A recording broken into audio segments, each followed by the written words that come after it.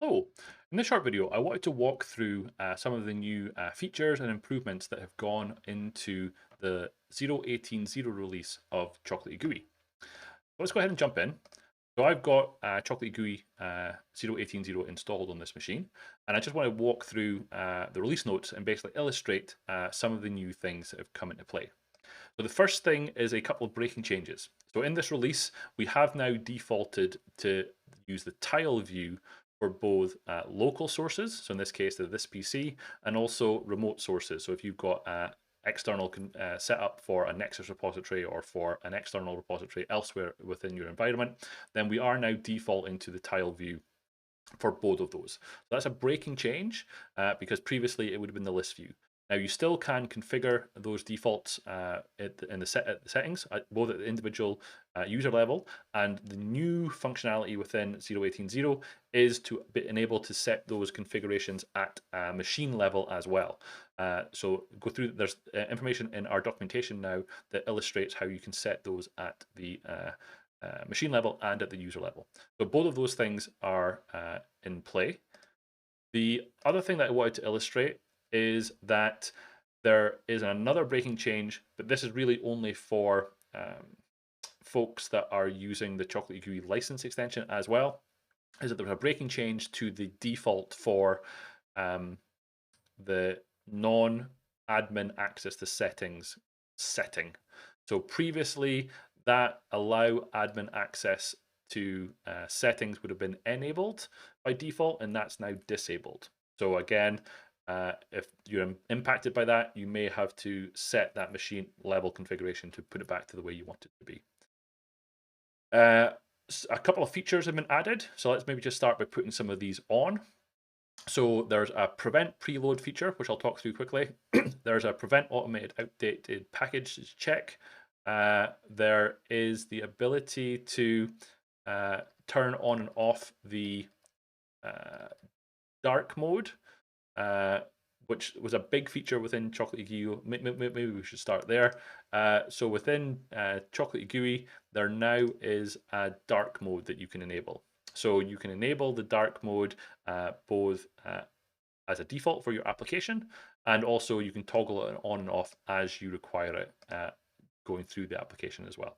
That's a great feature. Jan in the community is single-handedly responsible for adding the dark mode in, and a lot of thanks for him to getting that done. It's a really nice thing to now have within the application, and I personally really like it. It's now my default when I'm running Chocolatey GUI. The other options that I added in there were the preventing preload. So if I now go to Chocolatey internal as an example, previously it would have attempted to fetch the first page of results to display in here.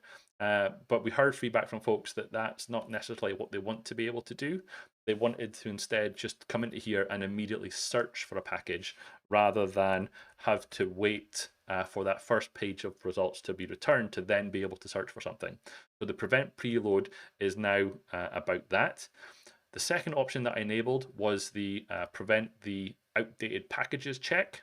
So what you'll see there is that it no longer will attempt to run the check for outdated packages when the application first loads. So that information, if you need it, you can still enable it through the check for outdated packages button here, but we no longer enable that by default. The thought process behind that was that depending on how many packages you have installed and how many sources you have configured, that outdated packages check can take a long time to complete. And also depending on your usage of Chocolatey GUI, is actually not information that you need. So you can turn that off if you need to. The other one that I thought was a nice touch was in the list view. If you are in here and you wanted to search for a particular package, you can do that just now by typing. So if you click into the list view and you search for Microsoft as an example, then it will go to there. If you search for Google, it will go to that element within the list. What it's keying off there is the name. So if you're wanting quickly searching for things, then you can absolutely do that with the keyboard now.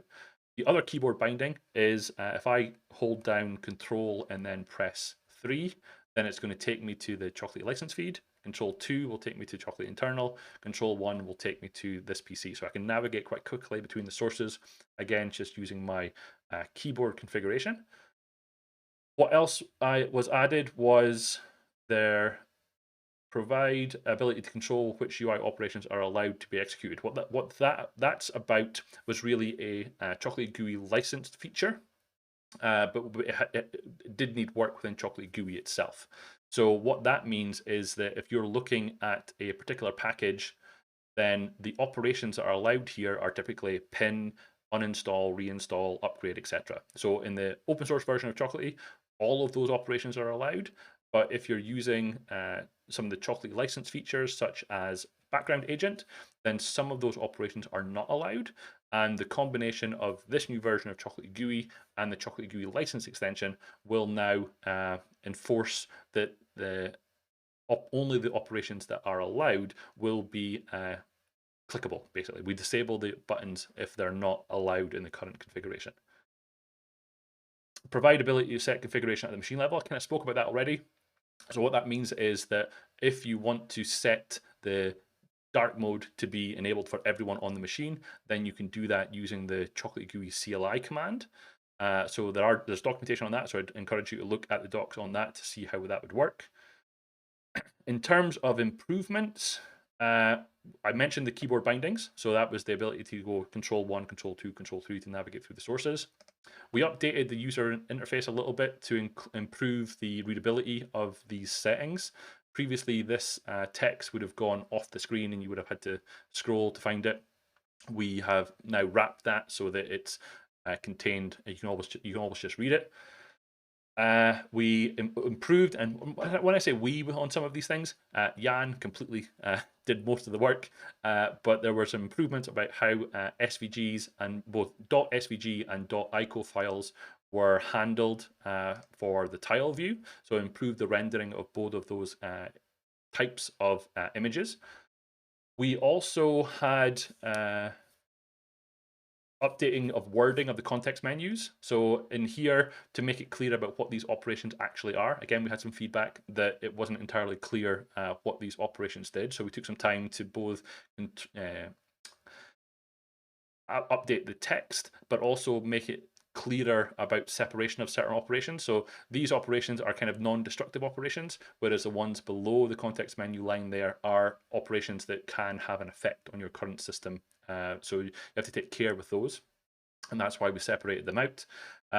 There was some overall updates in terms of the dependencies that we have. So some of the third-party libraries that we use, likes of MatApps, likes of LikeDB, likes of Automapper, we updated all of those.